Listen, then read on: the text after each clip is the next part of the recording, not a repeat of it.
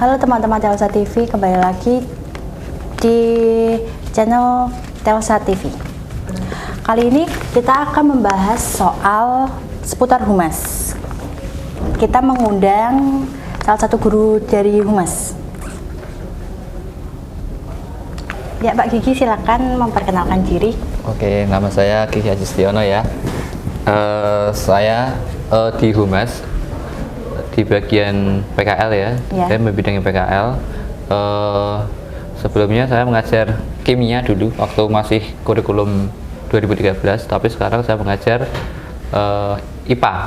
Ya, karena di pelajaran yang kurikulum Merdeka ini yang IPA-nya sudah kimianya diganti dengan IPA.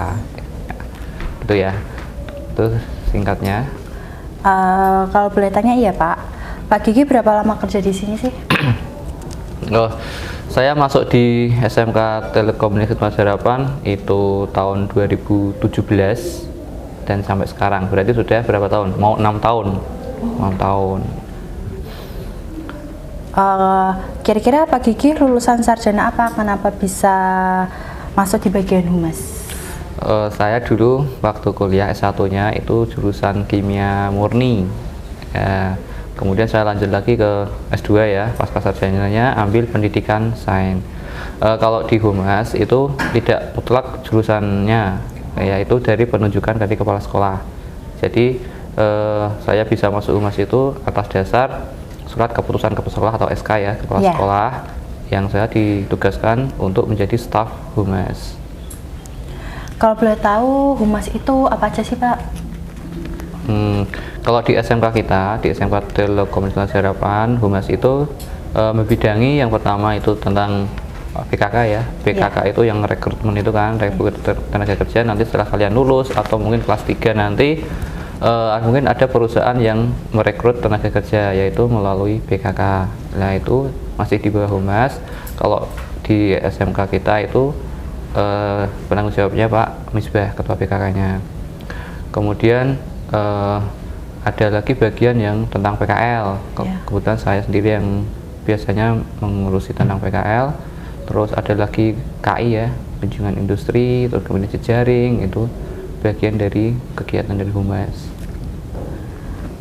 Kalau tugasnya Pak Gigi sendiri itu apa kalau di humas? Ya, kalau tugas saya seperti yang saya sebutkan tadi, saya di humas ini membidangi PKL. Jadi lebih banyak di tentang PKL, terutama saya tentang kesekretariatan atau sekretaris. Jadi saya dari mengajukan surat permohonan, kemudian setelah itu setelah permohonan disetujui, saya menentukan nanti membuat apa namanya itu surat pengantar ya, PKL, terus surat untuk form nilai untuk kedudi, terus sampai berita acara penyerahan, penarikan, terus pembuatan SPPD bagi guru yang mau ke lapangan ya, atau ke dudinya. Sering ada kesulitan gitu nggak sih Pak kalau di humas gitu ngurus-ngurusin ini itu? Iya, kalau kesulitannya di sini kan saya juga punya jam ngajar, jadi ada tanggung jawab mengajar. Ya, seringkali kalau pas musim PKL itu sering overlap dengan pengajarnya ya. Jadi kadang harus ngajar, kadang juga harus dikejar pekerjaan untuk menyelesaikan surat-surat gitu kan. Ya gitu, kesulitannya waktunya, jadi harus mencari waktu untuk membuat surat-surat itu untuk kegiatan humas. Peran humas dalam organisasi itu meliputi apa aja? Ada sangkut pautnya kayak sama kesiswaan atau sama OSIS, pramuka, atau gimana Pak? Kalau humas di SMK kita itu tentunya ya, kalau ada sampai sama kesiswaan tuh dalam PKL sendiri ya. Kalau dalam PKL atau kegiatan lain pasti ada sangkut pautnya. Misalkan kalau dalam PKL kita melibatkan si kedisiplinan. Kalau dalam tahun ini yang kita libatkan Pak Uko, si disiplinan. Jadi misalkan ada siswa yang bolos misalnya bolos PKL sampai berhari-hari, kemudian sampai dikeluarkan sama dudinya, itu kan harus mendapatkan sanksi, harusnya dapat SP. Lah itu dikoordinasikan dengan kesiswaan, karena kesiswaan yang berhak mengeluarkan SP.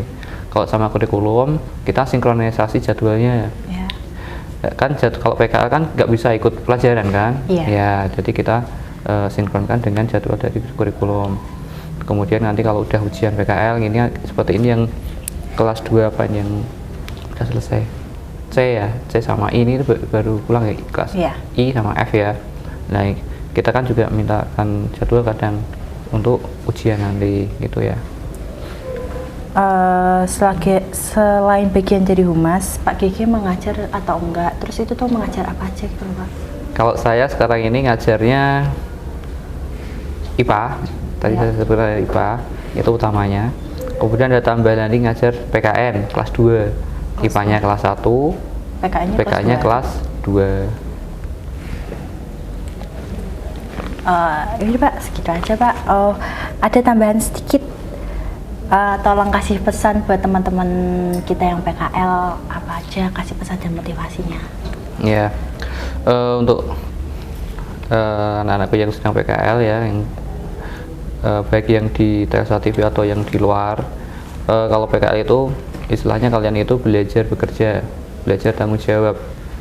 Di sisi lain kalian itu kalau yang di luar itu membawa nama sekolah, jadi berperilaku yang baik. Untuk aturannya ikut aturan yang ada di perusahaan.